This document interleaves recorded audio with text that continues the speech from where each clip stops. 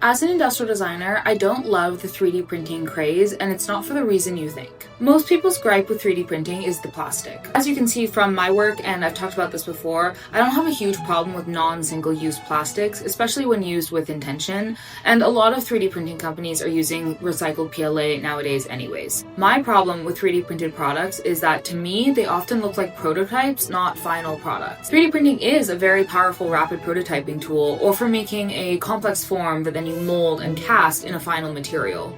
Like, there's no reason this planter needs to be 3D printed plastic when it could so easily be taken and cast in terracotta. And what we've done is we've ended up with all these files to make these 3D printed doodads, which end up just looking so cheap and 3D printed, especially because plastic is often not the best material for these things to be made out of. I will say there's one notable exception to this rule, which is when 3D printing is chosen because it's the only way to achieve a certain form or finish, so it really is the best manufacturing and material choice for the design. Studio, friends of mine and fellow Vancouverites, do this really well with 3D printed vases. They use a generative design process, so for them the technology of 3D printing really relates to the design. Another company I've been following for a while is Rouge Design out of New York. They do 3D printed lighting, and they focus on forms that you simply could not achieve with traditional manufacturing. Love them. Rouge, if you ever want to collaborate, you know where to find me. Or another is the Dutch designer Dirk van der Kooi, who's doing these thick, juicy,